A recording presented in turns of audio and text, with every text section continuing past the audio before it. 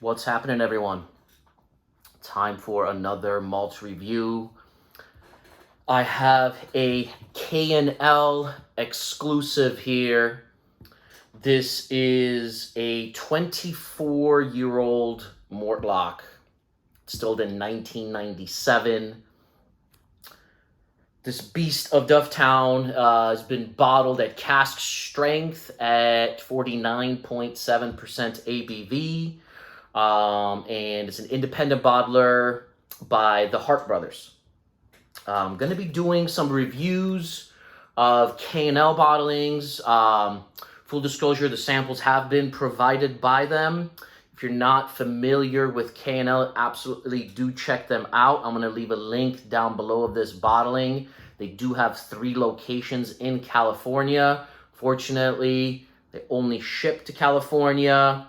But they are, in my opinion, one of the best whiskey shops, fine spirit shops in the world, honestly. I buy a lot of bottles from overseas. If I'm buying in the States, 90% of the time is probably from K&L because they do bring in their own casks. They select their own casks. They have long relationships, so they have access to really good stuff. They don't overprice things. What's nice about this 24-year-old sherried, even though it's not that dark, it's still a sherried Mortlach. They just lowered the price from $280 a bottle to $200.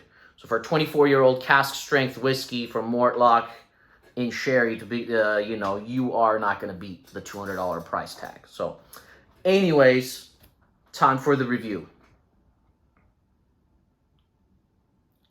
Also, this is my first time trying this, so keep that in mind as well while I'm doing this review.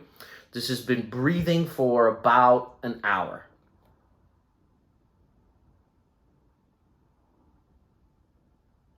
And it doesn't scream sherry, that's for sure. The color doesn't scream sherry either. But it's unique, as you get these unique experiences with these independent bottlers.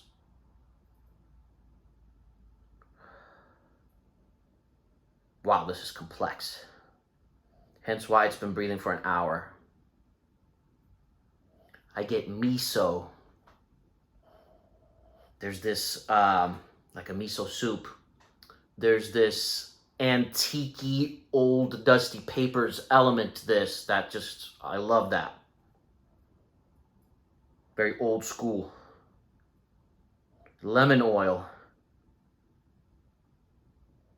Pineapple. Apricot. And a beautiful honey sweetness.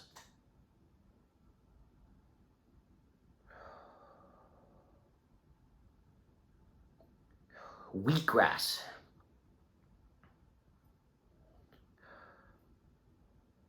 Can't get over that antique aspect to this. So when you kind of factor in that miso, I mentioned wheatgrass, and then you kind of get that antique old dusty papers element, and then you factor in all those fruits that I mentioned with the oily aspect. It's almost like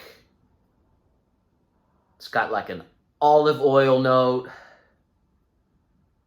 all drizzled with honey.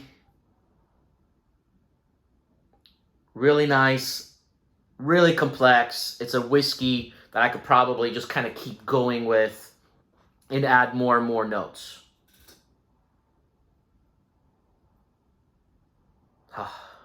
Love those dusty old papers. I love that note. Let's hit the palate.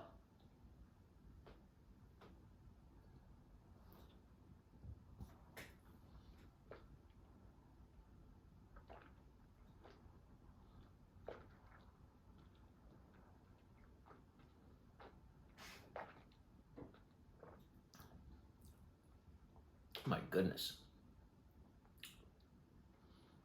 Oh, wow. Oh, wow.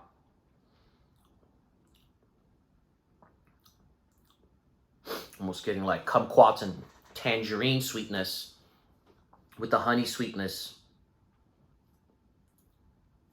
Then in the back, you get like the leathery, like dusty paper antique shop thing going on in the back, on the sides of your tongue. And then that honey and pineapple sweetness and apricot.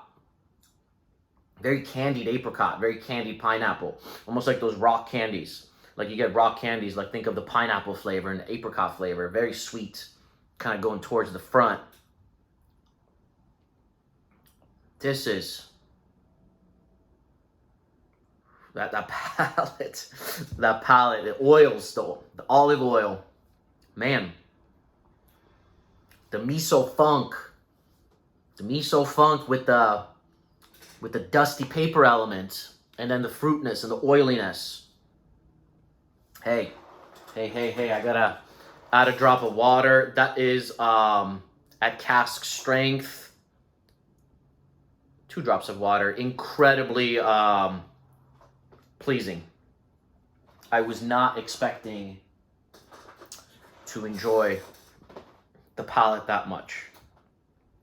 Usually with a 24-year-old whiskey, I would say the nose tends to be quite a bit better, but so far, the palate beat the nose. Maybe I need to spend more time on the nose. The nose is incredible too, but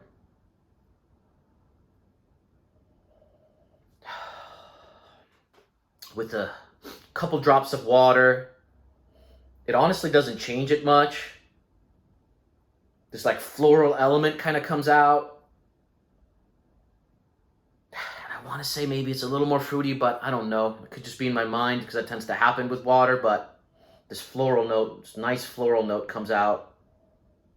It's all still there. It's all very dusty still. Antique-y. That wheatgrass. Love the pineapple and apricot sweetness. Honey. Man, one more sip.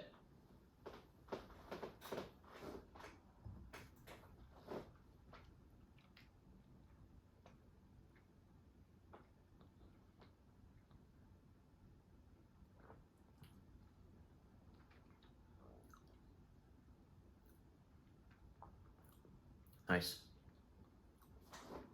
Oh, same thing. As soon as you swallow, you get that, the dusty, leathery, kind of old paper, kind of antique shop thing back here, and it just shoots forward with sweetness. Not much different with water. I'd actually probably just leave it without water. I'd drink this at cask strength. I think it's bottled perfectly. Oils really stay intact. It's still oily with water, but I just don't think it needs it. Don't mess with it. It has an elegance where it doesn't kind of telling you like, don't touch me. Like I'm good. Finish lingers. It's sweet. The dusty paper note, love that.